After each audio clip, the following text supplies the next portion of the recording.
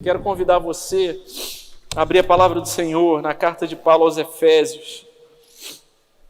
Fiquei 2 domingos aí, demos um intervalo na série de exposições em Efésios, dá uma saudade.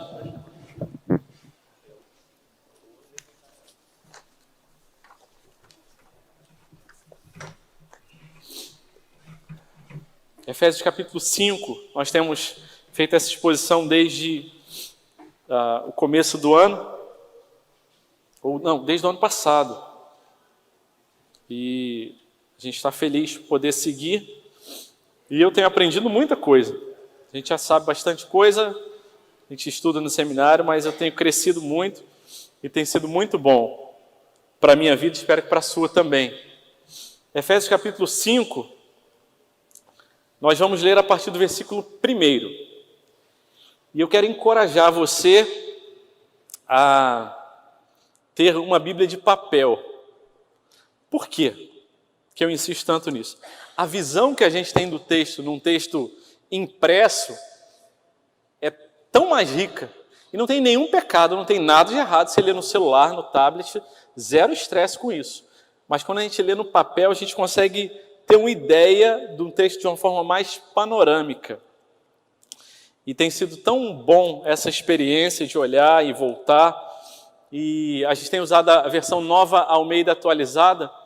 Aqui, se você puder acompanhar nessa versão, facilita para a gente também. Efésios capítulo 5, versículo 1, diz assim: Portanto, sejam imitadores de Deus como filhos amados, e vivam em amor, como também Cristo nos amou e se entregou por nós como oferta e sacrifício de aroma agradável a Deus. Que a imoralidade sexual e toda impureza ou avareza não sejam nem sequer mencionadas entre vocês, como convém a santos. Não usem linguagem grosseira, não digam coisas tolas nem indecentes, pois isso não convém, pelo contrário, digam palavras de ações de graças. Fiquem sabendo disso, nenhuma pessoa imoral, impura ou avarenta, porque avareza é idolatria, tem herança no reino de Cristo e de Deus. Se puder acender a luz, eu agradeço. Versículo 6. Não se deixem enganar com palavras vazias, porque a ira de Deus vem sobre os filhos da desobediência por causa dessas coisas. Portanto, não participem daquilo que eles fazem, porque no passado vocês eram trevas, mas agora são luz no Senhor. Vivam como filhos da luz, porque o fruto da luz consiste em toda bondade, justiça e verdade, tratando de descobrir o que é agradável ao Senhor, e não sejam cúmplices nas obras infrutíferas das trevas, pelo contrário, tratem de reprová-las, pois aquilo que eles fazem em segredo é vergonhoso até mencionar. Mas todas as coisas, quando reprovadas pela luz, se tornam manifestas, porque tudo que se manifesta é luz. Por isso é que se diz: desperte você que está dormindo, levante-se dentre os mortos e Cristo o iluminará. Amém. Só até aqui. O versículo 15 traz uma nova palavra, portanto. A gente começou a ler versículo 1, que diz portanto. E aí no versículo 14 fecha essa grande ideia. Obrigado. E a partir do versículo 15, nós vemos ali um novo portanto. A ideia aqui é que em cada um desses conectivos, dessas conjunções, a gente consiga compreender a ideia completa. Mas são muitas ideias dentro dessas ideias, por isso a gente vai dividindo a perícope, o texto, em porções menores, para que sem pressa a gente possa degustar essa palavra e que ela possa criar raízes em nosso coração. Nós, há 3 domingos passados, nós meditamos até o versículo 5 e hoje vamos ler e meditar a partir do versículo 6. Esse texto de Efésios, carta de Paulo aos Efésios, no capítulo 5, está dentro de um contexto. E é sempre importante a gente lembrar dos contextos. Do contexto da segunda parte da carta de Paulo aos Efésios. A primeira parte tem o capítulo 1, 2 e 3, que é eminentemente, prioritariamente doutrinária. Eminentemente significa dizer que, não significa dizer que apenas tem coisas teóricas, mas tem uma teoria, princípios que apontam questões práticas, mas ali também tem questões práticas. No capítulo 4, a segunda parte, o começo da segunda parte da carta aos Efésios, ela apresenta ali ordens, orientações da parte de Deus de ordem mais prática, mas tenha certeza disso. Não tem nenhuma ordem, nenhuma orientação, nenhuma direção da parte de Deus prática que não tenha uma teoria envolvida. E é isso que nós chamamos de indicativos, que é a teoria, o que nos define, e os imperativos, que nos convocam, as ordens nos convocam. Mas Deus, na sua misericórdia, porque Ele não precisava dar satisfação alguma para a gente, Ele dá uma ordem e diz o porquê daquela ordem, o porquê daquela orientação. E cada versículo, cada texto que a gente vai lendo, a gente vê imperativo, indicativo, uma ordem e o motivo dessa ordem. E nesse texto, nessa segunda parte, a gente vai ver, a partir do capítulo 4, no versículo 1, uma palavra que se repete muitas vezes. Quando ele diz, eu peço que vocês vivam de maneira digna da vocação a que vocês foram chamados. Essa expressão vivam, ela vai aparecer várias vezes nessa segunda parte. Quando ele fala sobre viver, ele está falando sobre aspectos práticos do seu dia a dia. E quando ele fala sobre de maneira digna, a palavra do original digna é a palavra eixo, que a vida toda nossa tenha como eixo, como ponto central, o nosso chamado, o nosso relacionamento com Deus e com Cristo. A nossa vida cristã, a nossa vida espiritual diante de Deus, não é um compartimento, uma gaveta que nós abrimos no domingo e depois que termina o culto ou que termina o domingo a gente fecha e nem liga e vive a vida toda, não. A nossa vida com Cristo, a nossa vida diante de Deus, ela tem como centro a vontade de Deus. Tudo que a gente faz dentro ou fora da igreja, nas atividades ditas religiosas, eclesiásticas ou fora delas, no meu trabalho, nos meus relacionamentos, como eu trato as pessoas que estão no mesmo nível social que eu, aqueles que me lideram, aqueles que eu lidero, aqueles que são os meus chefes, aqueles que são chefiados por mim, os meus filhos, a minha esposa, os outros homens, as outras mulheres, os mais novos, os mais velhos. Tudo isso precisa passar por esse eixo da vontade de Deus, desse chamado para as nossas vidas. E nesse eixo, sendo a carta de Paulo aos Efésios uma carta que fala sobre a igreja e apresenta esses princípios na primeira parte, o apóstolo Paulo ele vai dizendo, vocês foram chamados, vocês foram escolhidos, não por causa do currículo de vocês, porque vocês eram cegos, mortos espiritualmente, estavam perdidos, mas eu chamei vocês das trevas para a luz, Deus nos chamou e nos deu uma nova natureza. E nessa nova natureza nos deu uma nova humanidade, uma nova cidadania onde nós devemos viver juntos como igreja. E o apelo do capítulo 4, logo do começo, e esse grande guarda-chuva precisa estar na nossa mente nesse contexto, é que vocês façam tudo para preservar a unidade do Espírito no vínculo da paz. A revista atualizada diz, esforcem-se diligentemente, façam a sua parte, para que vocês possam viver não na superficialidade de uma comunidade, mas na verdade, fazendo de tudo para preservar essa unidade. Isso não depende da força de vocês, mas depende do chamado e da capacitação que Deus dá, dos dons, dos talentos que foram apresentados no capítulo 4. No capítulo 4 ele fala também para deixarmos a velha natureza e irmos nos revestindo da nova natureza. E assim, nesse deixar a velha natureza e nos revestirmos da nova natureza, nós podemos praticar essas coisas. A partir do versículo 25 do capítulo 4, ele começa com uma série de amorosas orientações e ordens para a nossa vida. Fala sobre deixar a mentira, falar a verdade, não ficar irado e pecar, não roubar, que a nossa boca seja uma boca que não fale imoralidades, que não sejamos descontentes, amargurados, mas que possamos agir com bondade. E quando o capítulo 5 começa no versículo 1, ele traz um outro guarda-chuva quando ele coloca a palavra portanto. Portanto, sejam imitadores de Deus, como filhos amados. E meus irmãos, como foi bom louvar o Senhor nessa manhã e dizer: Deus me ama. E saber que nós somos filhos amados. E essa ideia da filiação, ela é tão importante. É sobre isso o apóstolo Paulo fala ali no primeiro capítulo de Efésios. Diz que nós fomos adotados. Nós não éramos da família de Deus. Antes nós éramos inimigos de Deus. Éramos filhos da desobediência. Ele fala: agora vocês são filhos amados. Sejam imitadores de Deus como filhos amados e vivam em amor. E por causa desse guarda-chuva, por causa desse princípio, desse indicativo, é que nós podemos obedecer. Não por causa das nossas forças, mas porque Ele nos resgatou e nos dá capacidade que vem dEle para vivermos essas coisas. Para nos rendermos e falar: Deus, eu não consigo, mas muda a minha vida. E amorosamente, um Deus Pai vai mudando as nossas vidas. Isso era tão significativo para o povo de Éfeso, que tinha como sua figura mais elevada naquela cultura a grande mãe Diana dos Efésios.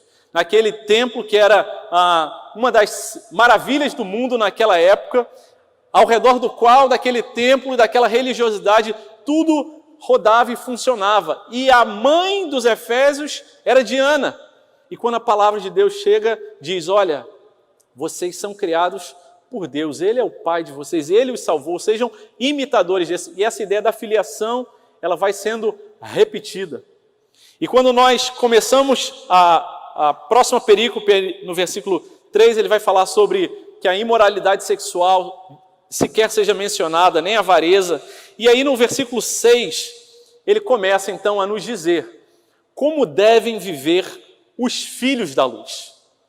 Como devemos nós, como filhos da luz, viver? O que a palavra de Deus nos aponta, sabendo que essa lista não é para a gente fazer uma lista legalista, moralista e achar que se eu fizer essas coisas, eu vou agradar a Deus, Ele vai me amar. Não se trata disso, é justamente o contrário. Porque Ele me ama, Ele me dá a possibilidade, a capacidade, a competência nele de obedecer a Ele.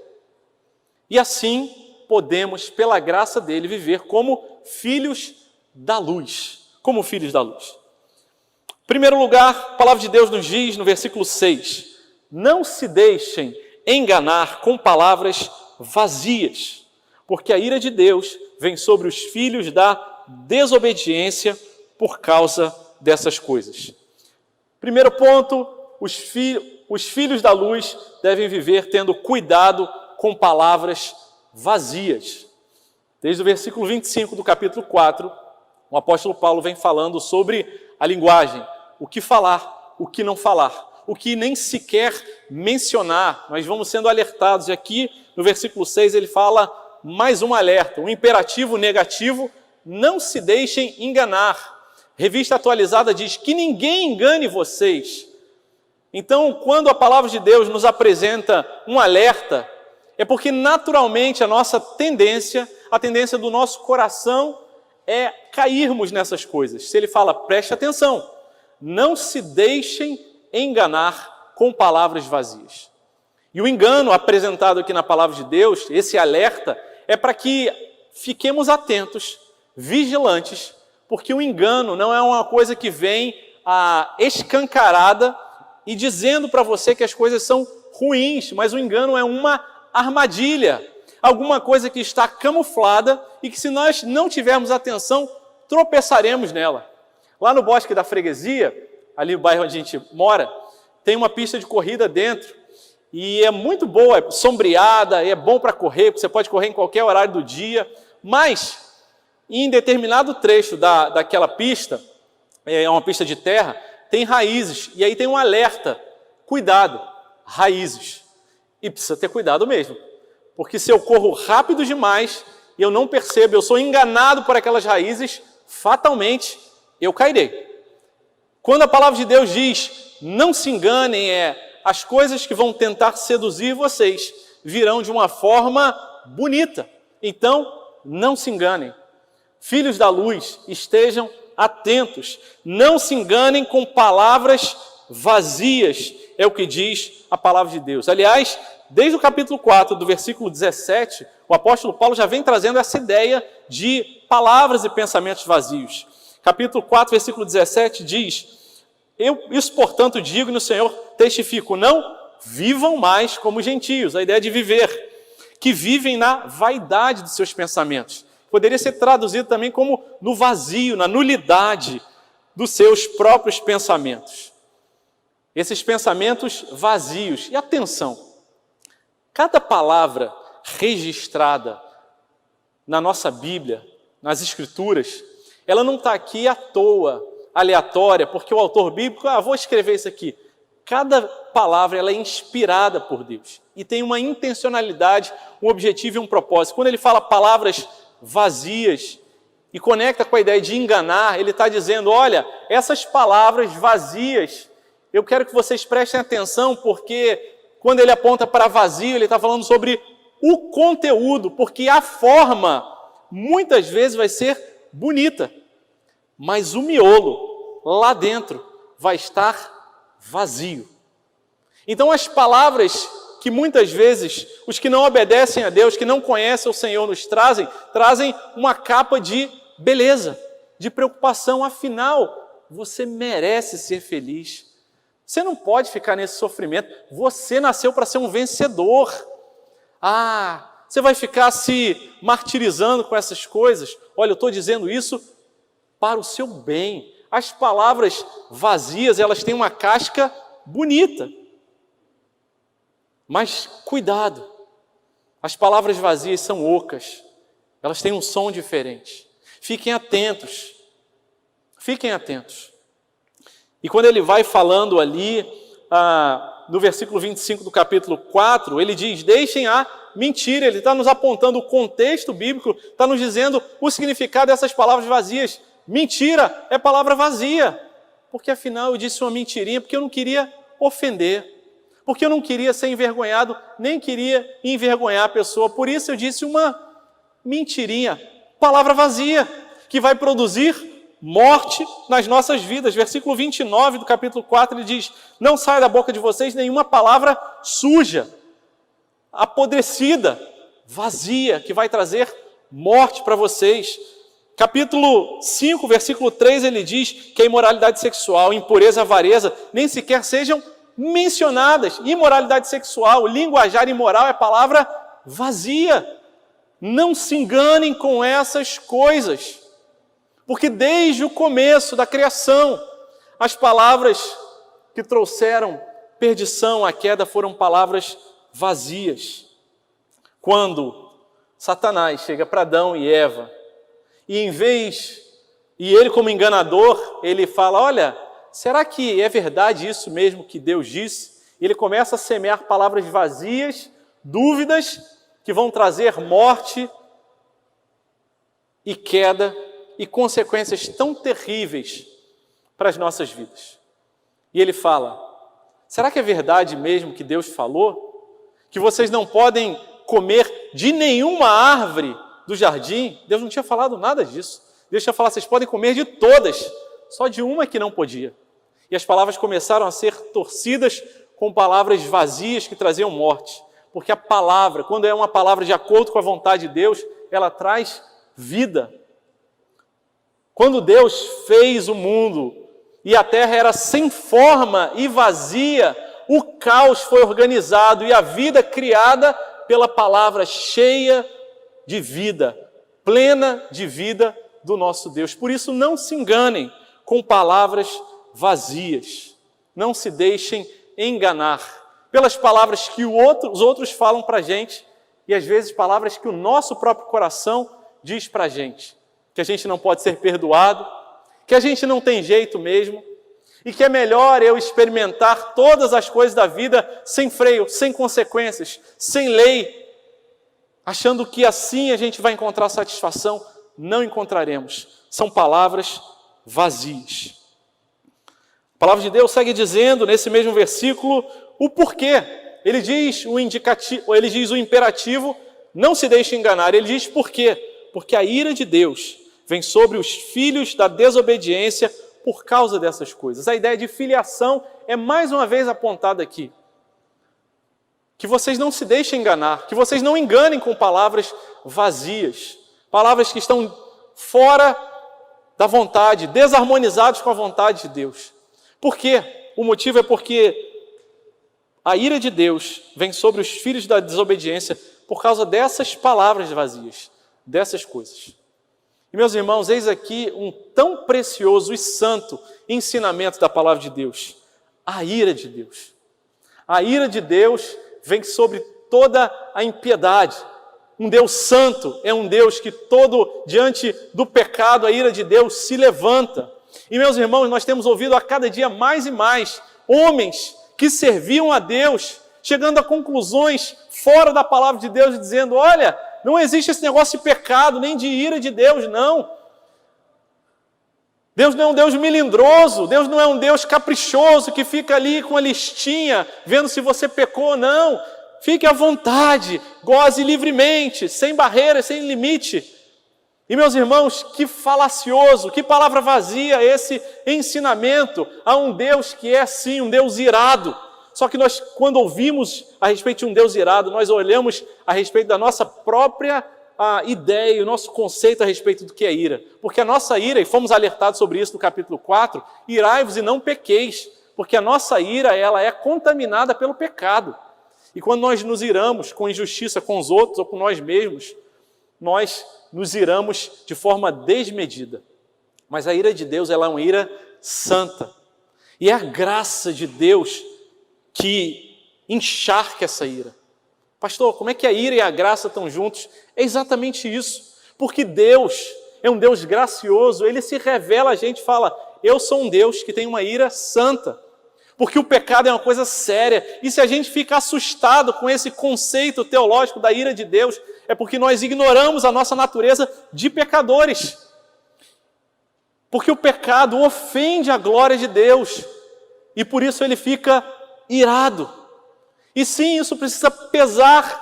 E precisamos ficar desesperados, porque todos nós estaríamos fatalmente condenados ao inferno, se não fosse a graça de Deus que nos salva da ira.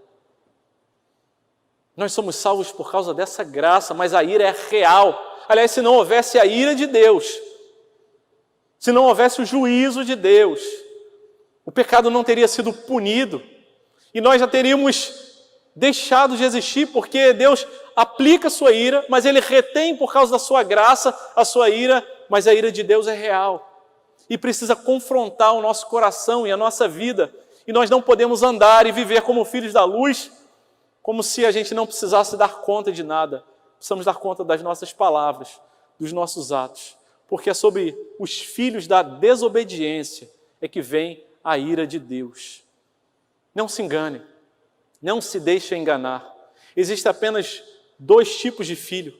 Os filhos da desobediência, que ainda estão mortos, que ainda estão perdidos, cegos, e os filhos da obediência, que não foram eles que por causa do currículo deles disseram, eu vou ser filho. Não, eles foram adotados, resgatados por Deus do reino das trevas e se tornaram filhos da luz.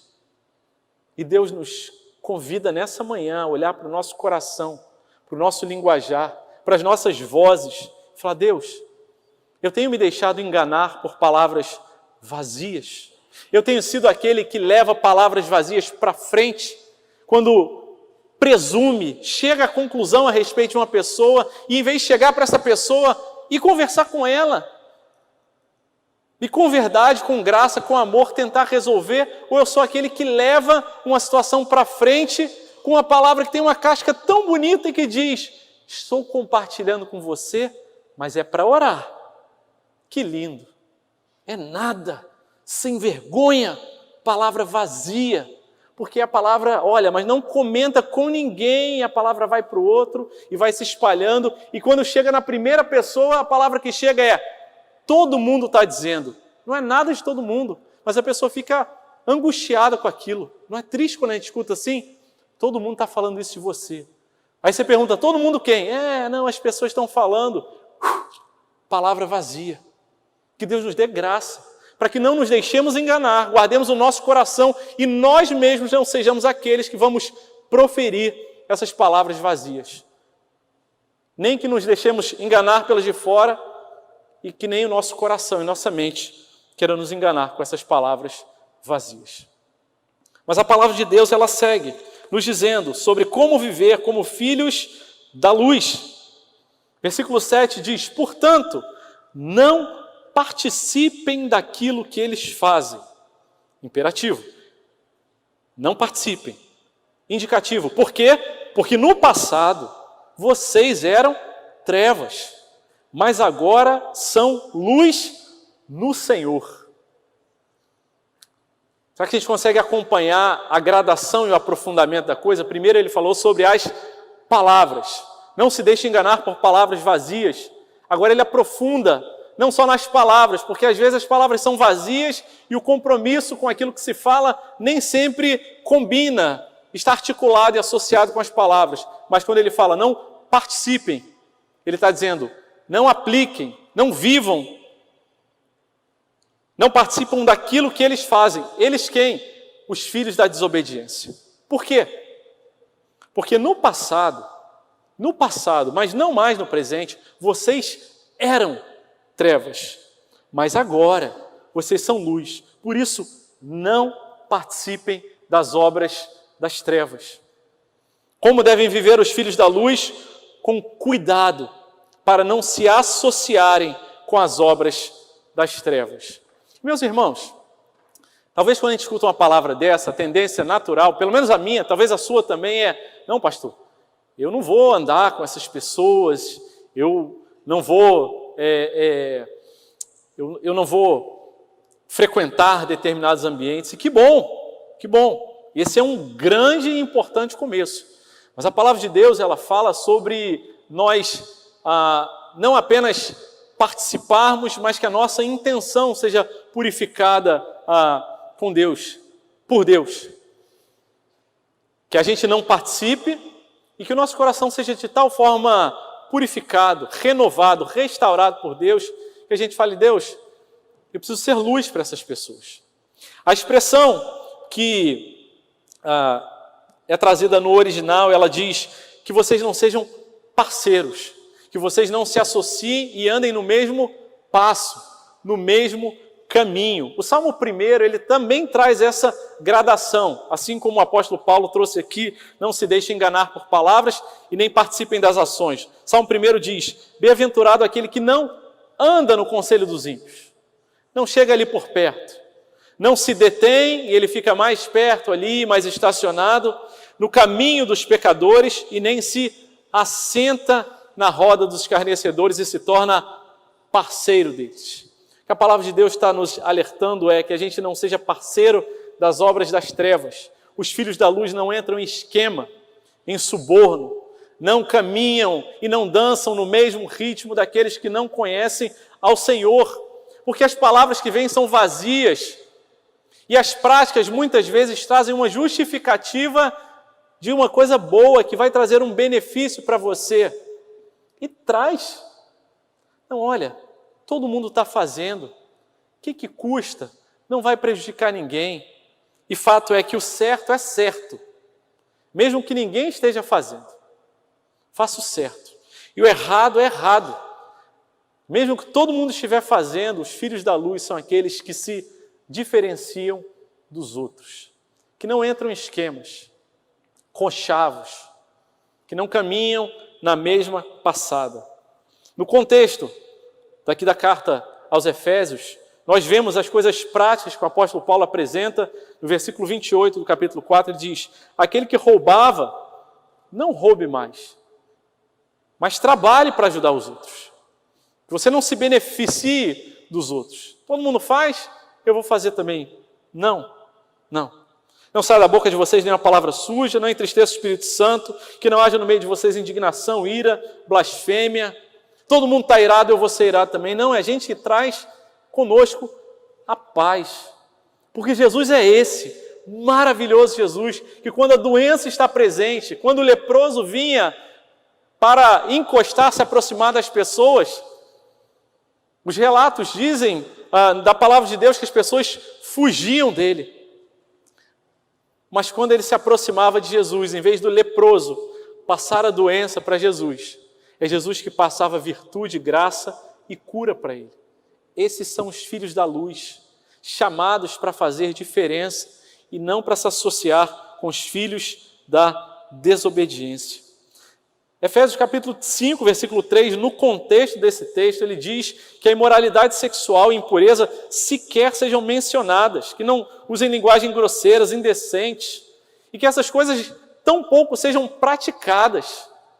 Meus irmãos, assim como o povo de Éfeso, que vivia numa cultura extremamente sexualizada, em que a prostituição ela era exaltada, o culto envolvia prostituição e sexualidade deturpada. De igual forma nós vivemos nessa Éfeso moderna, nas nossas cidades pós-modernas, onde você pode experimentar o que você quiser, porque são seu corpo, é o seu corpo, são suas regras. Não é meu corpo, não são as minhas regras.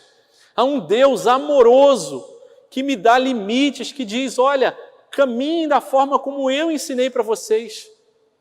E eu sei que é um grande desafio, e sempre será, porque a luz ela brilha nas trevas. E fala, olha, o que o mundo todo diz, você pode ter a sexualidade como você quiser. Essa não é a palavra para o crente. Faça um test drive, experimente antes de casar, case com quem você quiser. Não é isso que a palavra de Deus nos ensina.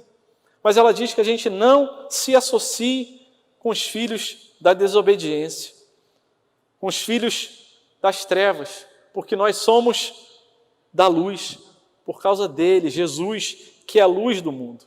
Segundo aos Coríntios, capítulo 6, versículo 14, diz, não se ponham em julgo desigual com os descrentes, pois que sociedade pode haver entre a justiça e a iniquidade? Ou que comunhão existe entre luz e trevas? Que harmonia pode haver entre Cristo e o maligno? Ou que união existe entre o crente e o descrente? E meus irmãos, essa não é a palavra para a gente encher o peito de ar e dizer, eu sou crente, eu sou melhor do que o descrente. Não, nós não somos melhores, tão pecadores como, mas fomos alcançados pela graça. Mas o Senhor diz, olha, não se associem, não andem em julgo desigual, que vocês não tenham essa caminhada junto em parceria, que vocês não se associem, andem no mesmo passo, antes que vocês sejam luz e vocês façam a diferença. Pastor, é difícil, eu sei, e é por isso que é pela graça, porque somos filhos amados, que a gente tem condição de viver como luz neste mundo. A palavra de Deus segue dizendo, no final do versículo 8, diz, vivam como filhos da luz, porque o fruto da luz consiste em toda bondade, justiça e verdade, tratando de descobrir o que é agradável ao Senhor. Os filhos da luz precisam viver atentos para não serem enganados por palavras vazias. Os filhos da luz precisam viver atentos para não se associarem com as obras das trevas, não participar daquilo que eles fazem. E os filhos da luz devem viver dando frutos e procurando conhecer a vontade de Deus. Nós somos chamados, no versículo 1, de filhos amados, no versículo 8, de filhos da luz. Essa relação de filiação é extremamente importante nessa carta aos Efésios. Nós recebemos um nome, uma família, uma identidade e também uma missão, uma responsabilidade de levar o nome da família de Deus, de ser luz, de fazer diferença. E ele diz mais uma vez, traz mais uma vez a palavra vivam. Essa palavra que começa ali no capítulo 4, versículo 1, vivam de maneira digna da vocação. Capítulo 4, versículo 17, não vivam como gentios. Capítulo 5, versículo 2, vivam em amor. Capítulo 5, versículo 15, vivam não como tolos. E toda vez que essa palavra aparece, vivam, ela está chamando a gente a lembrar que a vida de vocês tenha como eixo a soberana vocação, que não haja compartimentos separados da vida espiritual, religiosa e a outra vida não. As nossas decisões, os nossos recursos, nossos pensamentos, nossos afetos, nossos amores, nossas dores precisam ser vividas, experimentadas como filhos da luz.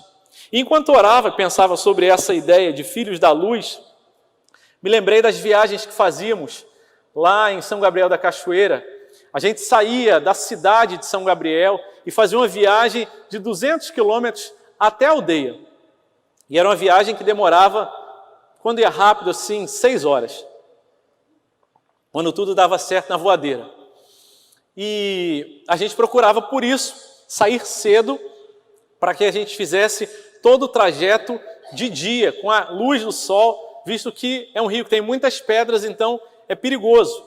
Mas acontecia algumas vezes que alguns irmãos iam com a gente, ou acontecia algum problema no motor, e em vez de a gente sair ali, o horário que eu gostava de sair, 6h30 da manhã, quando o sol estava clareando, a gente só conseguia sair lá para as 11 horas, 11h30, minha ansiedade lá em cima, e a gente saía porque precisava sair naquele dia, e vamos.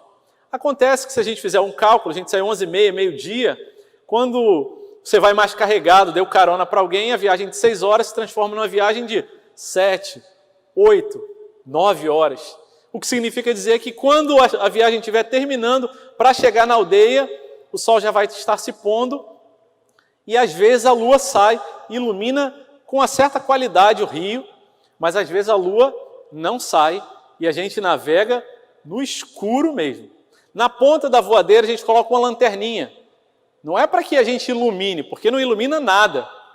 Mas as pessoas que estão vindo no rio, também navegando à noite, podem ver aquela luzinha ali e desviarem para que a gente não tenha uma colisão de 2 embarcações ali. Mas a grande alegria da gente, apesar da ansiedade do começo da viagem, era que a gente navegava e o sol ia baixando, e aí 5h30 e não chegava, e 6 horas não chegava, e finalmente na mata o sol baixa cedo e fica realmente escuro. E as minhas definições de escuridão, quando vivíamos em São Gabriel, foram reconfiguradas. E ali a gente ficou sabendo o que é escuridão mesmo, o que significa dizer eu não enxergo um palmo à minha frente, mas a viagem precisava prosseguir. E às vezes a gente estava naquele momento que a gente estava perto demais para ter que parar e amarrar a canoa em algum lugar e dormir ali. E a gente sabia que se passasse mais um pedacinho, a gente já ia chegar e acompanhando pelo GPS. E qual não era a nossa grande alegria? Quando depois de passar um estirão, aquele braço bem comprido e reto de rio, a gente virava na última curva e via lá longe uma luzinha, algumas luzinhas da comunidade onde a gente vivia, que tinha um gerador, e a gente podia ver aquelas luzes e o alívio. Estamos chegando. Ainda tinha ali uns 20, 40 minutos de navegação, mas ali já não tinha tantas pedras, não era mais tão perigoso. E o alívio da gente ter visto a luz, porque a gente passava a ter agora um rumo mais certo. O prático da voadeira, o indígena, o piloto que dirigia, ele não tinha essa ansiedade não, porque eles fazem isso desde criança. A impressão que dá é que ele seria capaz de navegar de olhos fechados. Mas a gente que não é acostumado ficava muito tenso. E quando via aquela luzinha, o coração aliviava. Estamos chegando, estamos seguros. E meus irmãos, é essa luz que nós somos. E é essa luz que o mundo olha para a gente e espera da gente como filhos da luz, que dão frutos. E o fruto da luz consiste em toda bondade, justiça e verdade. Esse é o tipo de vida que nos convoca a palavra de Deus a vivermos, com bondade, com misericórdia, com paciência e tudo que está envolvido nessa ideia da bondade mais genuína que vem da parte de Deus, que fomos amados com amor incondicional e somos filhos amados. Assim também deve ser a nossa bondade. Porque, meus irmãos, ser bom com quem é bom com a gente, qualquer um pode ser. Até os maus fazem isso, diz a palavra de Deus. Mas ser bom com aqueles que nos perseguem, que fazem o mal com a gente. O fruto da luz é a bondade. E a palavra de Deus nos convoca e diz, olha, não paguem o mal com o mal. E só daí já seria um grande ganho, um grande diferencial. Alguém que te faz mal, nossa tendência natural é fazer o mal, pagar de volta. Mas a palavra de Deus não é aquela que nos deixa no lugar de conforto e de igualdade com muitos, mas ela nos leva além, diz, o mal vence com o bem. Isso significa dizer que aquele que fez mal para você, você como filho da luz, tem a responsabilidade, o privilégio de fazer o bem para ele. Aqueles que te perseguiram, não os persiga de volta. Aqueles que falaram mal de você, não fale mal dele. Aqueles que fizeram o mal para você, faça o bem. Mas quem é que de nós, com sinceridade na nossa alma e no nosso coração, consegue fazer isso naturalmente? Nenhum de nós. Isso é o fruto do Espírito. E Ele nos convoca, como filhos da luz, a dar esse tipo de fruto. Bondade, justiça, especialmente a justiça quando a gente olha para o outro. Porque a justiça a respeito de nós mesmos é muito fácil. Ninguém gosta de ser injustiçado. Ninguém gosta de falar assim, eu tenho razão, ninguém me valorizou, eu me esforcei, mas não me pagaram quanto era justo. E esse é fácil. A gente não precisa de nenhum imperativo de Deus para dizer, olha, que você corra atrás dos seus direitos. A gente faz isso naturalmente, mas a justiça que se importa com o outro que está sofrendo, com o vulnerável, com aquele que não tem condição de por ele mesmo lutar por justiça. Que essa seja a nossa justiça e a verdade. Que a verdade também seja a marca dos filhos da luz, do fruto da luz. A verdade em amor. E eu tenho orado para que a gente viva relacionamentos verdadeiros nessa igreja. Superficialidade não é verdade. A verdade é quando a gente discorda de alguém, quando alguém faz alguma coisa com a gente, que a gente ficou sentido, em vez da gente ficar amargurado, em vez da gente ficar angustiado, em vez de a gente passar para frente e falar mal do outro, a gente ora por aquela pessoa. A gente fala, Deus, cura o meu coração, mas aquela pessoa precisa saber que ela está pisando nos pés dos outros, porque a nossa tendência natural é falar assim, deixa para lá, eu vou falar para quê? Essa pessoa não vai me ouvir. E eu oro a Deus para que a gente tenha verdade. E eu sei, meus irmãos, que isso é um desafio, numa cidade como o Rio de Janeiro, com tantos compromissos, com agenda tão cheia, em que a gente é convidado dia após dia a viver vida de superficialidade, em que a gente vem na igreja, fica quietinho e sai e eu não falo com ninguém. Mas a verdade é o que dá a liga para esse corpo. Esforçai-vos diligentemente para preservar a unidade da igreja e não há nenhuma associação, relacionamento, conjunto de pessoas que tenha unidade fortalecida se não for com a verdade. Eu já falei isso algumas vezes, mas eu tenho orado e volto a repetir, no conselho a gente tem procurado, no conselho da igreja, falar, meus irmãos, que a gente tenha coragem. Às vezes os irmãos do conselho vêm falar, poxa, o outro irmão do conselho fez isso. Vai lá e fala com ele. Resolve isso. Fala a verdade. Incomoda, mas traz cura, traz sinceridade. Que a gente viva essa verdade nos nossos relacionamentos. Que a gente seja autêntico. Que a gente verdadeiramente se importe uns com os outros. Com graça e com verdade. Tratando, finalizando, de descobrir o que é agradável ao Senhor.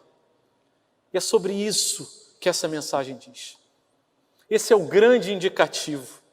Nós vivemos para agradar a Deus, tratando de provar as nossas atitudes, os nossos frutos, de colocar diante de Deus e falar, Deus, olha para a minha vida, eu quero viver para agradar o Senhor, porque foi para isso que eu fui criado.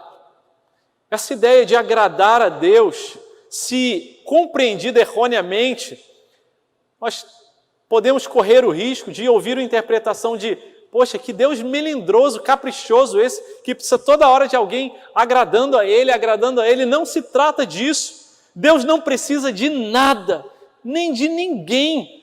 Nós é que precisamos dele. E nós fomos criados para agradar, para glorificar a Ele. As nossas atitudes, tudo que a gente vive é para agradar a Deus. E se tem alguma coisa na nossa vida, como filhos da luz, que o Espírito Santo de Deus já tem mostrado para você que tem desagradado a Ele, é tempo de se quebrantar, de se arrepender.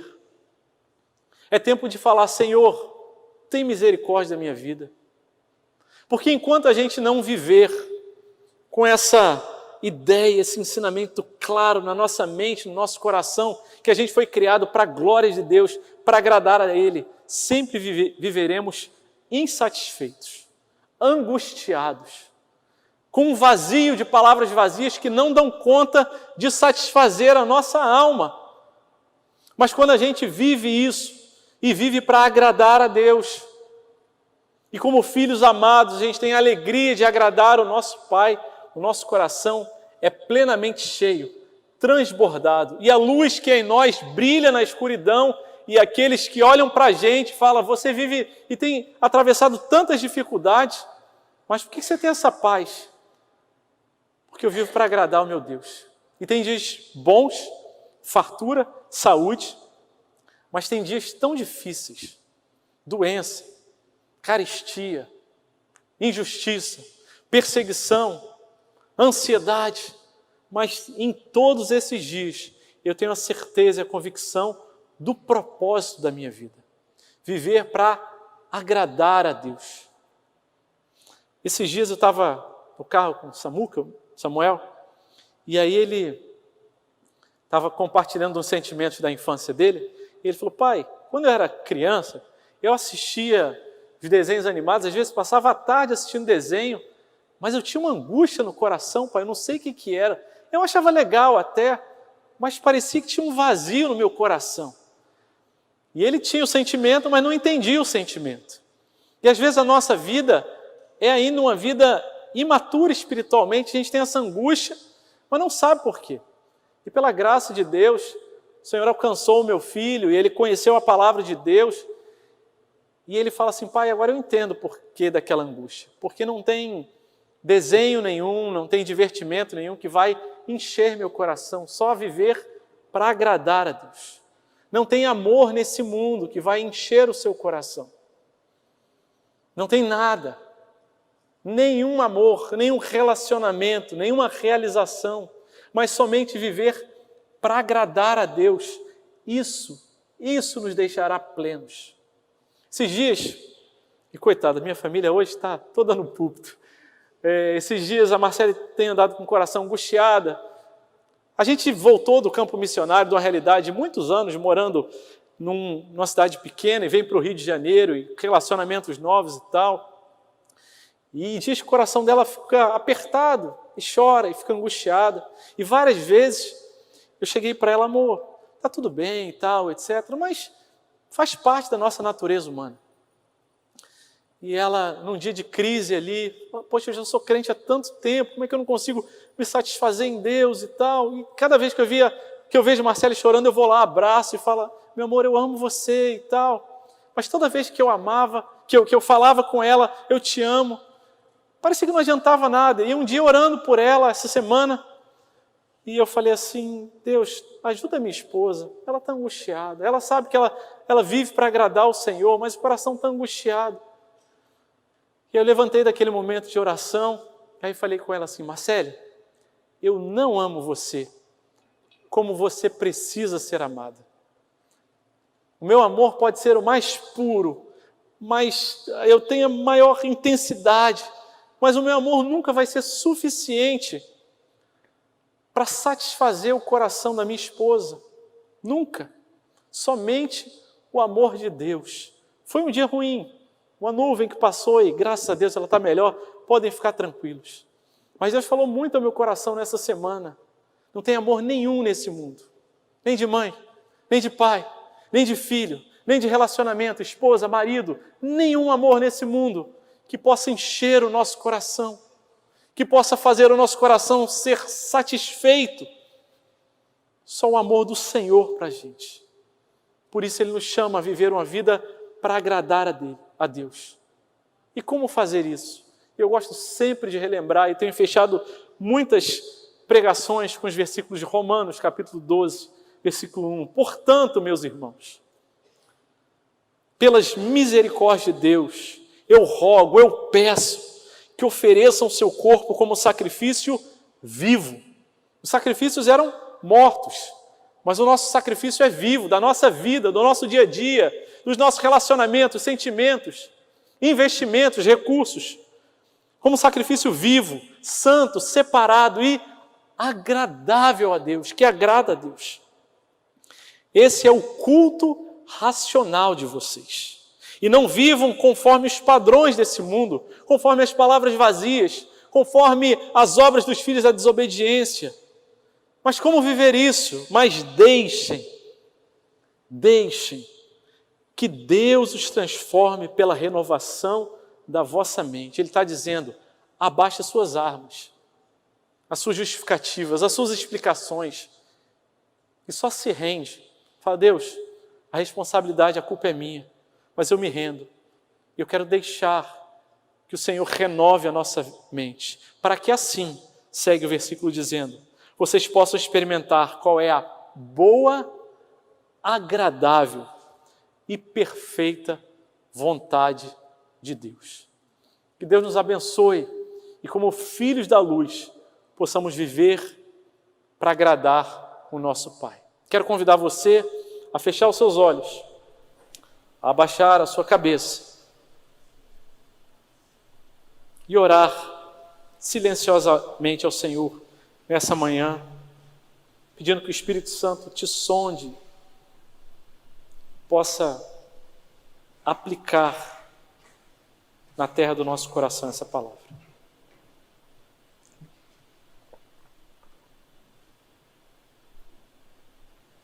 Senhor Deus, Pai amado, em quem nossa alma descansa e é satisfeita.